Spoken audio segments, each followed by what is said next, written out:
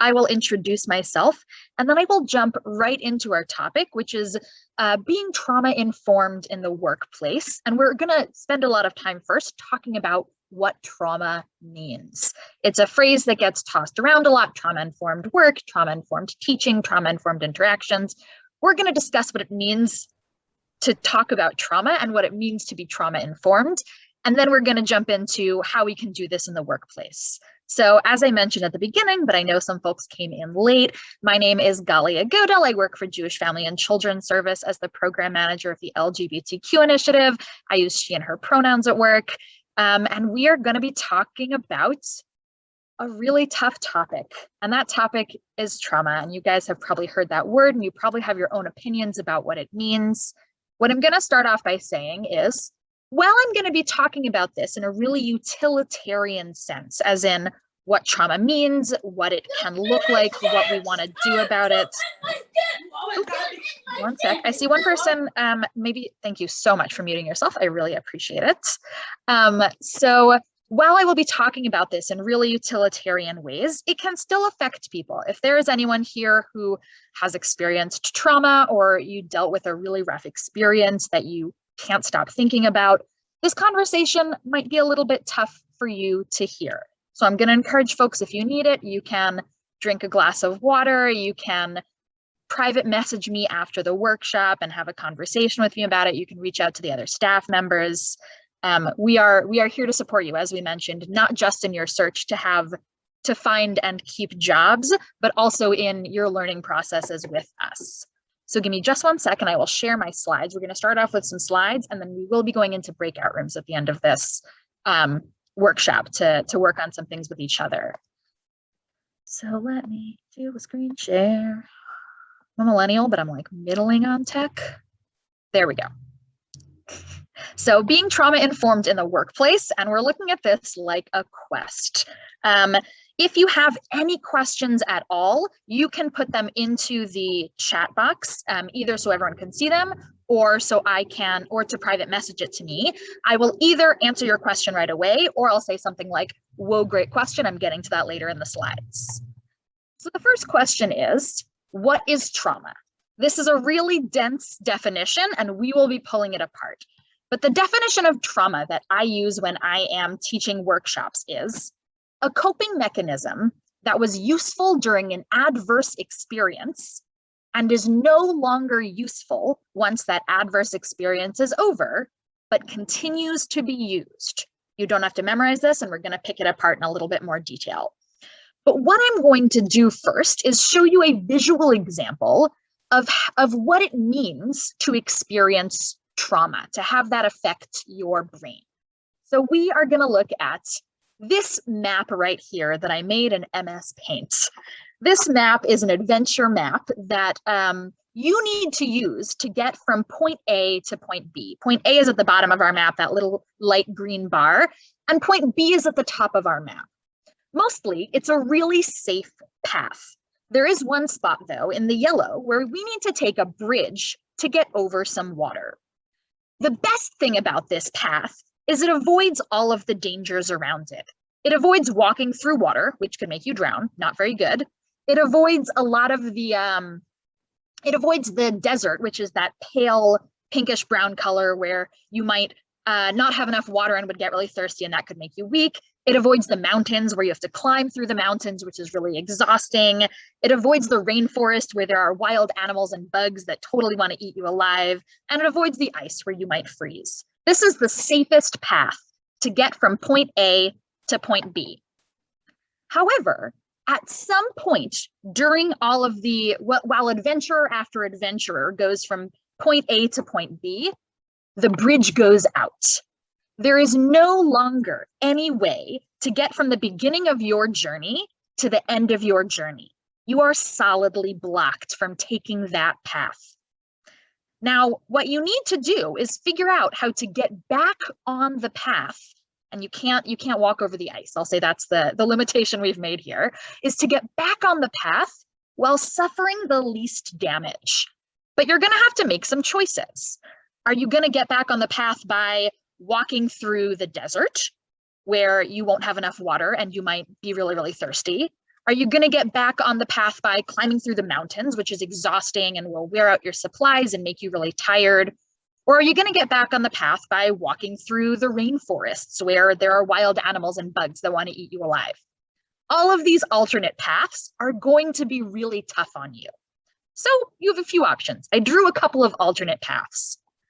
This one over here involves journeying through the ice, which is really cold and unsafe. There's a little bit of mountain climbing. There's a little bit of rainforest traversing, and then you make it back to the path. So that's one option.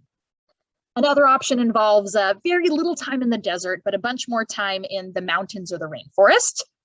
And this last one is really just a long and exhausting trek through the desert. And all of these paths eventually get you to the end goal. You have to get to the end goal. It absolutely must occur. And you get there under all of these other circumstances, but not in the ideal way. So let's say we go with path number one, the one that takes us through ice, mountains, and a rainforest to join the path at a later point to get us to the end. I promise this is going to make sense, by the way. Don't panic. So we've got path number one. And what happens is every single time you take path one, which is a hard, exhausting path, you get used to it. You get used to climbing the mountains and being worn out and losing supplies. You get used to walking through the ice and being freezing cold and having it be really unsafe. You get used to walking through the rainforest and get eaten alive by bugs and having to run for your life from, I don't know, like pumas or things. But you eventually get to your path. And over time, the more you take that alternate path, the more that first path starts to fade. I don't know if you can see that, but the more you take that path on the left, that curving alternate path, our path in the middle started to fade. It's not as well worn. I don't know, plants are growing over it or stuff. And it fades even more. It doesn't even really look like a usable path anymore because you've spent so much time taking this alternate path. Eventually, however, the bridge gets fixed. Theoretically, once this bridge is fixed, you could go back to taking the old path. However, because that old path is so worn out and so untraversable at this point, you don't even bother. You have built up the habit of taking the harder path, going through the ice and the mountains and the rainforest, and it doesn't even occur to you to take that old path anymore. That is trauma. I'm going to break that down in slightly different words. Trauma is a real physical thing that happens in your brain. When you are dealing with something that is very difficult, whether it is one short-term terrible experience or something that goes on over and over again, you start to develop ways of dealing with that trauma.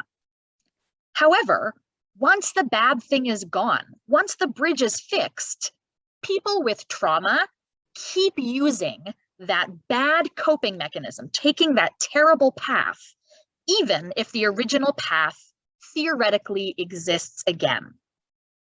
On the other hand, people who have resilience will find their way back down that original path. So we're going to break this down in words now.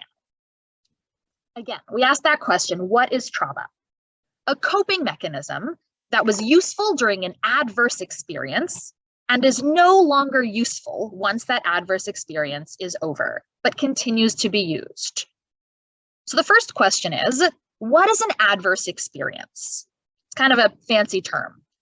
An adverse experience can either be a one-time event like violence, accidents, or injury, or it can be ongoing relentless stress like illness, bullying, crime, abuse, or neglect. I'm going to give some examples of things that I have seen in my years of working with clients or like living in this world.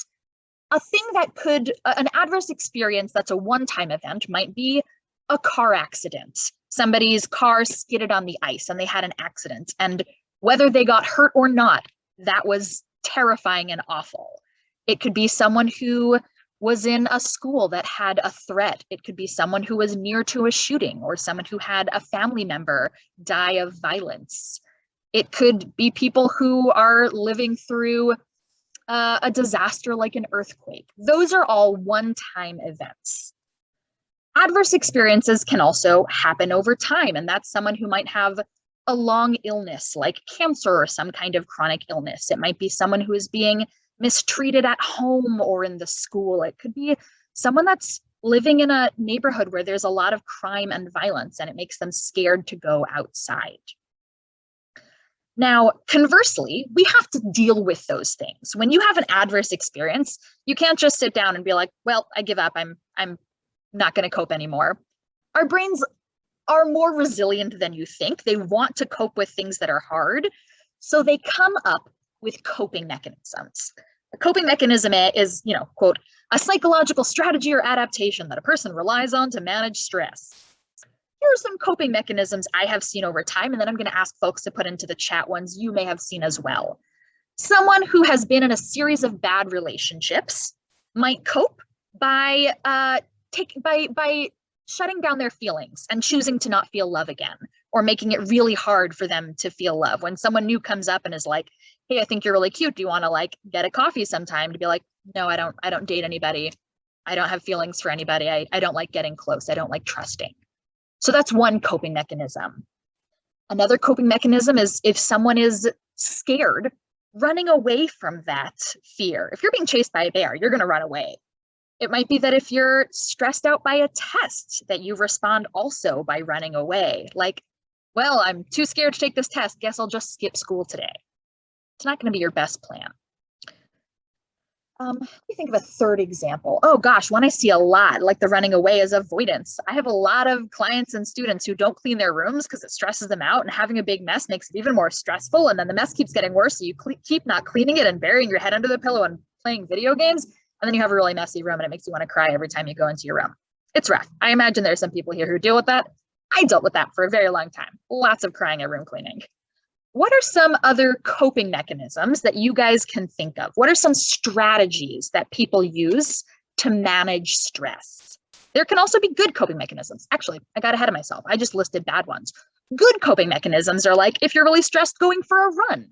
Another good coping mechanism would be if you're feeling overwhelmed by something, taking a nap first and seeing if it'll calm you down.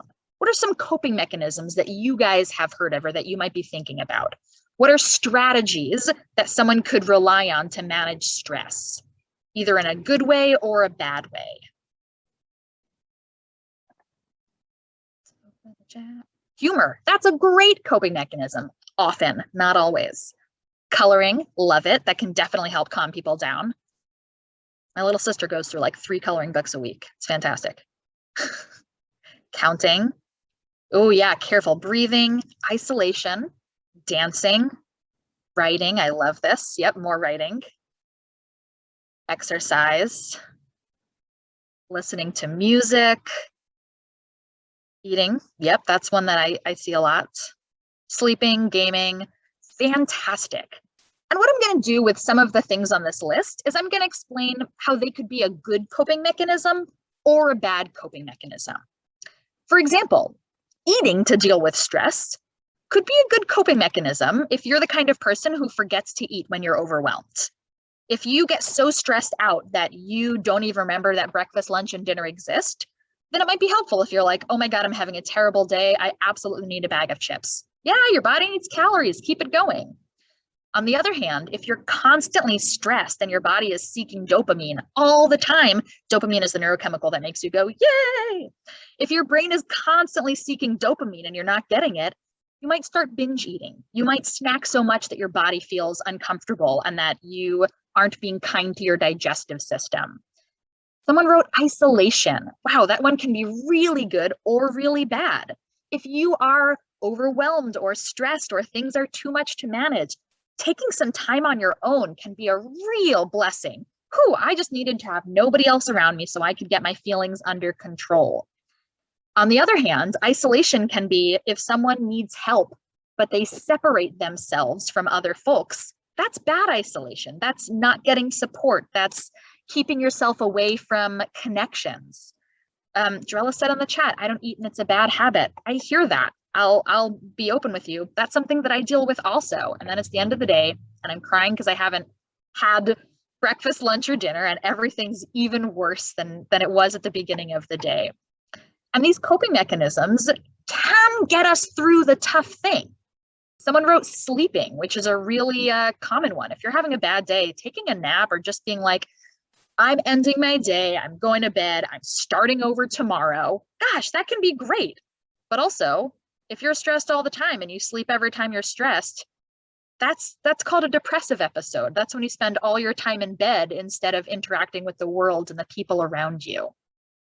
Honestly, writing is a really good one. Breathing is a really good one. These are coping mechanisms that I rarely see as problematic. Someone put exercise. That can be really great, but there are also people who respond to stress by exercising so much that they hurt their bodies. So as you can see, a lot of these coping mechanisms are really positive. I love listening to music, I love writing, I love dancing. These are great coping mechanisms, but sometimes our coping mechanisms don't succeed in keeping us healthy. That being said, while you are dealing with an adverse experience, our bodies do not care about healthy. So for example, if someone experienced violence in their neighborhood, and now every time they hear an explosion, I imagine since you all live in Philadelphia, you are also hearing the constant fireworks that I get in my house in West Philadelphia. And now, yeah, I see a lot of head nods. And now every time someone hears one of those fireworks, they freeze and they hide under a bed or a table. Now, that's actually a really understandable coping mechanism. If someone is afraid of experiencing gun violence, of being shot, then hiding when you hear something that you think can be a shot is a very understandable coping mechanism. I want to be really open and say that when we talk about coping mechanisms, when we talk about trauma, none of this is in a judgmental tone of voice. All coping mechanisms exist because they are useful. No one does something because it doesn't help at all. Yes, absolutely. Someone said avoiding places or rooms because that's where a traumatic event happens. Absolutely. If every time you go in that room, you think about the traumatic events, the obvious solution to a lot of people is, or to the brain is like, great, don't go in that room. Because if I'm reminded of it when I go in that room, I just won't go in that room. But that could be really hard if that's a room that you need to go into, or if it's a classroom where you have a class next year, or that's your sibling's bedroom and they want you to spend some time with them. It's a coping mechanism that works to stop you from having a flashback or a memory, but it's also a coping mechanism that doesn't work because it severely impacts your life. Another example is a lot of people's coping mechanism has to do with their behavior towards others. If someone had a childhood of neglect, then they might be really argumentative. They might get up in people's faces to get their attention, like, come on, come at me and say that to my face, or like, how dare you say that around me, to get that person to pay attention to them. It worked. That's a coping mechanism that works. It's not a healthy one. We don't want someone to get up in someone else's face and be argumentative, but it gets them the attention that they needed. Oh, yes, Melina said people pleasing. That's a huge one. If someone experienced abuse or neglect or was isolated for a long time or was told that they were a disappointment, they might try really hard to please the people around them. And that helped while they were experiencing that abuse and neglect because they wanted some positive feedback. They wanted someone to tell them that they did a good job. But that means that in the future, they're not very good at setting boundaries, and that can be really unhealthy. So I'm going to go back one slide just so we can go through the description again. Trauma is a coping mechanism that was useful during an adverse experience and is no longer useful once that adverse experience is over, but continues to be used. And the reason we call it trauma is because it literally affects the brain. When you do the same thing over and over and over again, that really grinds those pathways in the brain and makes it easier for neurons to fire. So that means the next time a person hears a firework going off, they have the choice between shrugging and being like, that sure was a firework, or freezing and hiding under the bed. And the brain is like, freezing and hiding under the bed is the one that makes us feel better. We're going to do that. That's the one we've been doing this whole time. Trauma is when the brain doesn't even have to make a choice anymore about what it does because it's so used to following that unhealthy, that coping mechanism path. Someone, Lewis asked, isn't bullying someone somewhat coping, just not a good one? Yeah, that is a thing that absolutely can be the case. If someone is feeling out of control in their life, if when they go home, they don't have control over any choices, or there is violence in their house, or they feel alone and lonely, then bullying can give them a sense of control back. Absolutely. That's one of those places where the behavior is understandable, but it's not good or healthy. That one doesn't only hurt the person doing it, it hurts a lot of people around them. So all of these are examples of coping mechanisms that make sense at the time when they are developed, but once that bullying or neglect or trauma is over, the coping mechanism doesn't make sense anymore, but it still is used. So here are some examples. One of them is someone, and I mentioned a couple of these. Someone who got into a car accident is scared to ride in a car, because they think to themselves, every time I get into a car, I have a flashback to that accident. Cool, I'm just not going to get in a car. Then there won't be any problems. No car, no problem.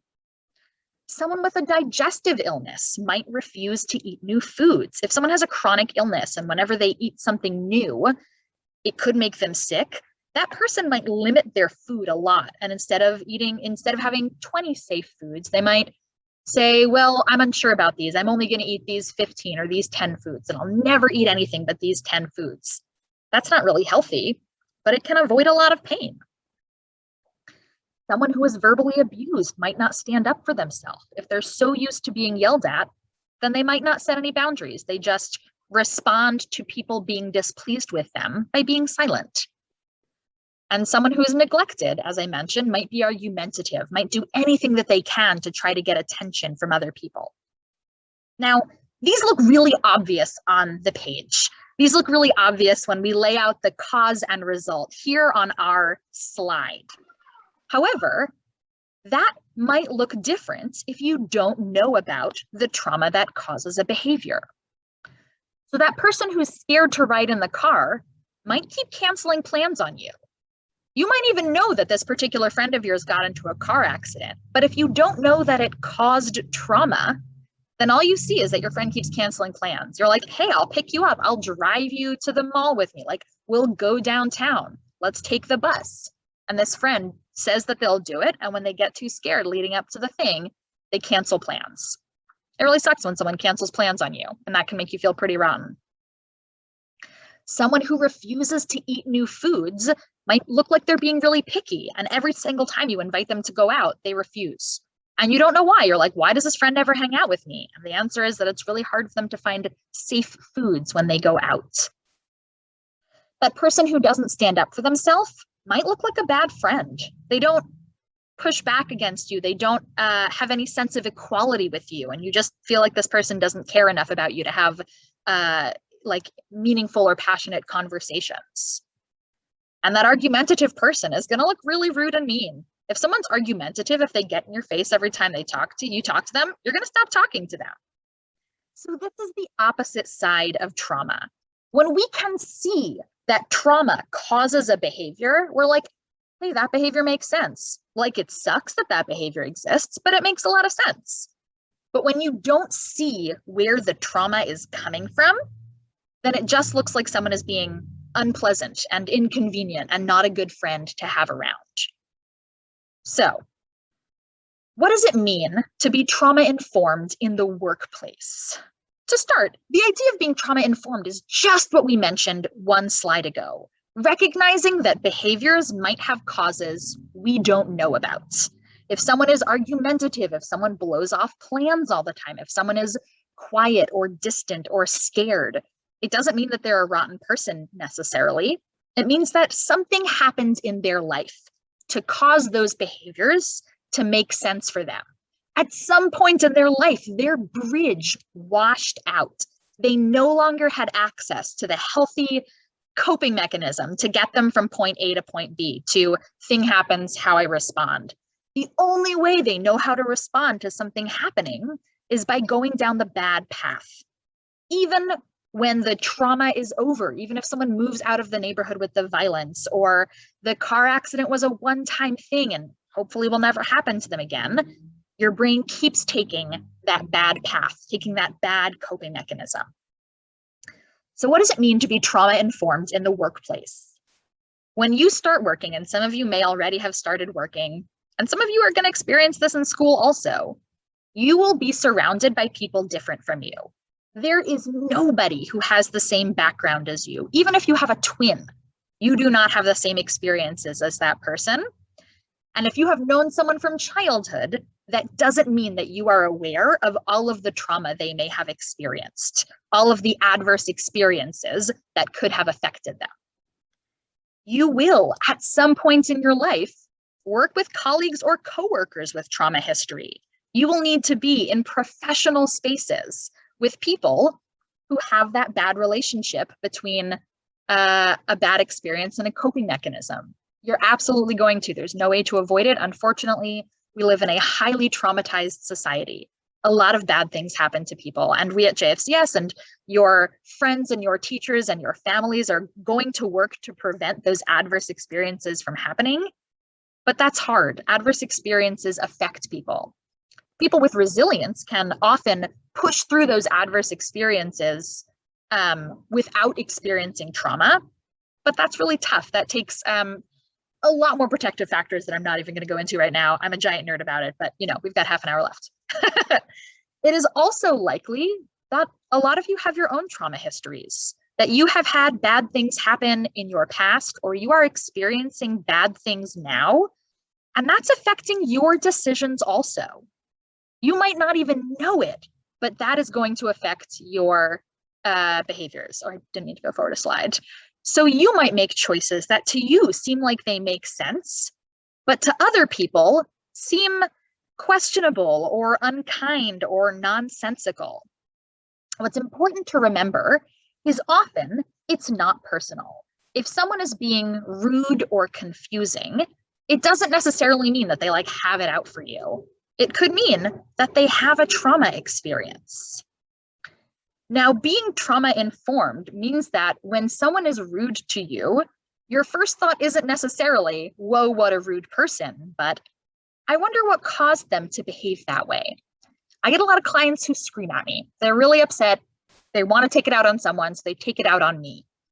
I have learned over the years, and I didn't know this when I was a teenager, that it's often not personal. They're not upset with me. They are responding to something going on in their lives.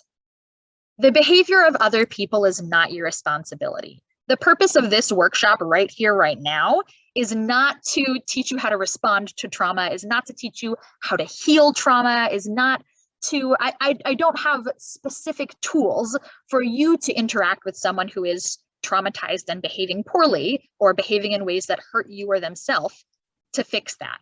That often takes professional help.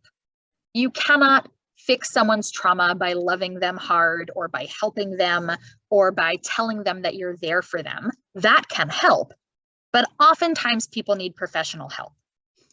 But what you can do is work on your own resilience and response to those behaviors and get help from your supervisors.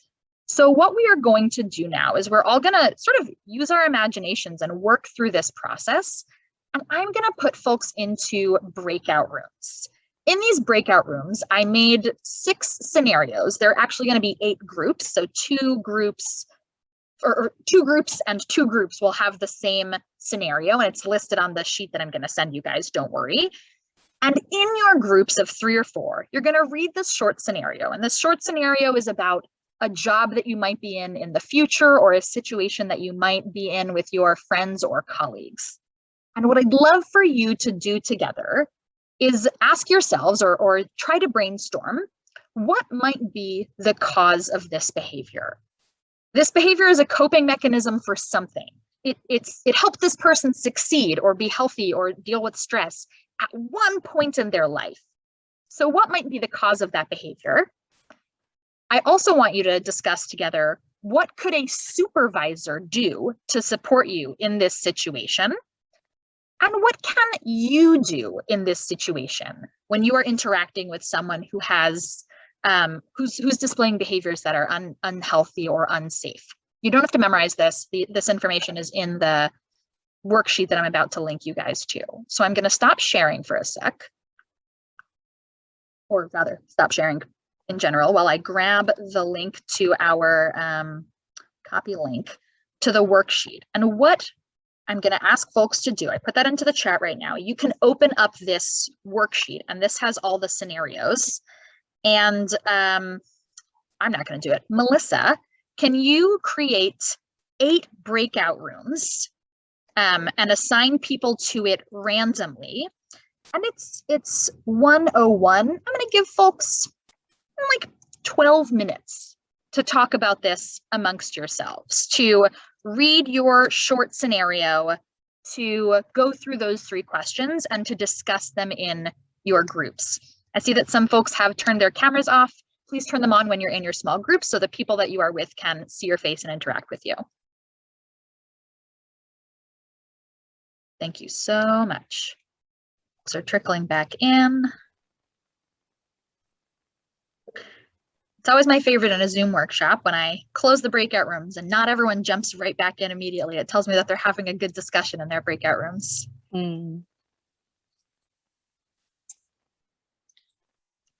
Fantastic. All right, is that everyone back? I think so. So I'll ask my first and favorite question. What was it like to do that activity? Anyone is welcome to unmute and speak or to put it into the chat. What was that, Kasim? What did you say? Oh, I asked, what was it like to do that activity? It was decent. Cool. What was decent about it? Well, I came up with the same responses to the problems.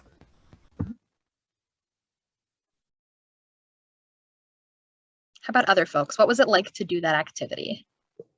I feel like it represented like a real world situation. So like we might see that in real, like when we're working with other people in groups at school or anything like that, you're gonna see that kind of behavior in them. So it's like interesting how people like react to different situations, and different people have like different solutions to each situation. Absolutely true. Two people, 3 opinions. Everyone's going to have a different thought on how to resolve the problem. What were some of, so what I presented in the scenarios in the Google Doc were sort of contextless behaviors. What were some of the causes that you guys imagined your imaginary scenarios came from? And when you do that, do me a favor and like share with the group what the behaviors were and what you think might have caused them. The behaviors for my group was lack of communication. Like they would talk all the time in emails, but they would not talk in person. So I feel as though it was lack of communication at home, or the person doesn't get talked to as much, so she or he doesn't know how to talk in person, only over text. Absolutely a possible cause, yeah. We were in different rooms, but we had the same scenario as she just said. We said that maybe the person had like pre-existing social anxieties. Yeah, anxiety is often a problem for, is a cause for communication difficulties. How about someone with a different scenario? What behaviors did your group see? I was gonna say in my group, The scenario was basically like a person kind of like isolated themselves from the group during like lunch. And this is like during, I would say like after the pandemic, so like everyone would take their mask off during lunch and start eating, and then this person would kind of isolate themselves, go to the side, leave their mask on and everything like that, and like they wouldn't really eat or anything like that. So I said, well, we all came up with that this person maybe had like some social anxiety after being isolated for so long, or maybe was uncomfortable in large groups of people because of that. Great, absolutely. I'd love to get one more. Is there one more group that wants to share a behavior they saw and what some of the causes behind that might have been? Well, with ours, it was basically them separating themselves when it was busy or loud. I came to the idea that it was maybe sensory overload, possibly from like mental illness, like autism, or if it was something that reminded them of something and they decided to move somewhere else for a long period of time. Great. I really appreciate how you guys used your imaginations and also your real world experiences to think about what might be the cause behind some of these behaviors. Now, what were some of the ways that you suggested in your groups communicating with your supervisors? How did you think together that your supervisors might be able to help you with these problems?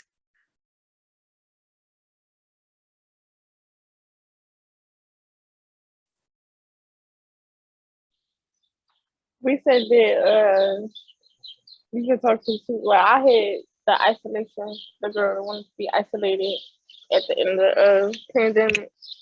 But we were saying that the supervisor could have had a conversation with her and like formed a bond with her to make her want to come back to the group and talk to everybody and be around everybody else, or just figure out something so that way she don't have to be separated from everybody.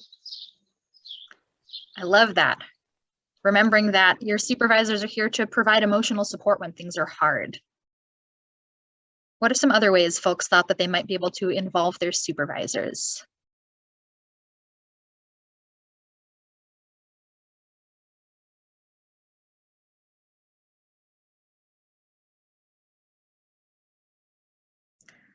So I'm going to say it's actually very interesting and understandable that we're not getting a lot of responses for this one, because a skill that is really not taught in schools is how to work with a supervisor. In school, you get a teacher and you do exactly what the teacher says and you hand in a piece of paper and you get a grade, and that's the end of it. Maybe you work with them one-on-one if you're struggling with a thing. But a supervisor's job is to provide you structure in your work and to provide support. If you guys take one thing away from this conversation this afternoon, it's that if there is a problem in your workplace, tell your supervisor. Do not try to fix it yourself. Someday, you might be supervisors, or you might be in a management position where you are expected to deal with something self-sufficiently. But as young people, as teenagers, as folks who are starting out in the workplace, ask for help. That can absolutely be the most valuable thing and will make it a lot easier for you to keep your job. I know that this summer work readiness program is about getting a job and keeping it. And the way to be good at your job is to get feedback and support. And if you're struggling with someone else in your workplace, asking your supervisor for some help with that. So I am going to slide share for the last slide in our conversation today, just to make sure that we are wrapping this up with our trauma-informed bow. Let me do that thing. So as we've sort of discovered through these conversations, every behavior has a cause, but causes can be complex. What I thought was so interesting is that a lot of the trauma or causes that I was ascribing the characters in that document was different than the ones that you guys came up with. the things that I had in mind while I was writing these aren't what everybody figured out while they were having their conversations in small groups. That tells us how complicated behavior is. I have worked as a behaviorist, which is its own complicated job, but it tells us that every behavior has a cause and we can't always figure out why that is. You are not responsible for the behaviors of others. In schools, here in summer work readiness, when you go into the workplace, if someone's behavior is causing problems for them or for you, that's not your job to fix. But you can work to understand them. You can even learn to work with them. For the group that had the coworker who was great at communicating by email but never spoke up in person, I heard those folks talking about, all right, let's email more with this coworker. Let's get things sorted out via text before we ever speak face-to-face to make sure that we can work well together. So to go back to that metaphor of the map at the beginning of our presentation, you can work to build bridges in your minds. Folks in this group, as I mentioned, might also have trauma, might also have experienced adverse experiences, might also have coping mechanisms that are unhealthy or don't serve you anymore. And it can be hard work to build bridges. There are going to be more sessions over the next 6 weeks about resilience, about mental health, about healthy coping mechanisms and being kind to your body. And recognize that there are other people here to help you out. If you ever have questions about coping mechanisms or trauma, you can reach out to your supervisors here at Summer Work Readiness. I'm always happy to communicate or provide support to folks. And when you move into the workplace, you will have people to support you. You will not be alone while going through these processes. Does anybody have any questions?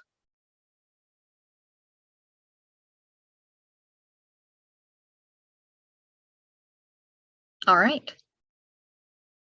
Then I see Ms. Melissa, I'll turn it back over to you. Thank you so much, Galia. And I mean, you just gave so much information. You were so concise. I love that. And we, again, will be sharing the slides as well as the recordings. Once I get them, I'll segment them so they're not so large, the files. But, you know, if there's a particular recording that you want to get a copy of, just let me know and I'll make sure I'll share that with you. But everyone will get a copy of the slides. And we'll go from there. So thank you so much for this first day of Summer Work Readiness. I know some of you, it was better than you expected. Some of you, it was not as good as you expected. You know, we all come with different expectations. I hope that you heard something that you think was interesting enough to make you come back and stay with us over the course of the 6 weeks, because there is, like I said, so many people coming, so many different people coming to share so many different things that will be helpful to you, as Galia said, not just in work, but in life and in school. So please come back again tomorrow. I will see you all at 9:45 a.m. You will be receiving an email from me this afternoon with anything that needs to be followed up on or anything you need to prepare for the week. Just to hit on some points so you have something right in front of you so you can make sure that you're staying, you know, in touch and you know what's going on. If you have any questions, I don't care if you think it's like the most ridiculous question you could possibly ask. If you have any questions, please feel free to reach out to me via text or email, and I will do my best to get back to you no later than tomorrow, but try to get back to you today. So with that being said, does anyone have anything else? I'm looking at heads nodding. If you have something, raise your hand. Last chance. You got 2 minutes. I was going to ask if I could talk to you for a second after this call. Say it again. You want to talk to me? Yeah, if I could ask you a quick question after this call ends. Sure, definitely. Just stay on. Okay. So if anybody else has a question, stay on at the end. But everyone else, I will see you tomorrow, and you are free to go. Thank you. Melissa, as people are leaving, what, in terms of the staff debriefing, how do you want that to happen? In terms of the. You want to do a debriefing after? Yeah, if you can just hang on. Okay, you want us to stay on this? Just stay on. Okay, Yeah, because I can always, okay. recording. And just hold on while, I fill these couple of questions. It shouldn't be. Okay.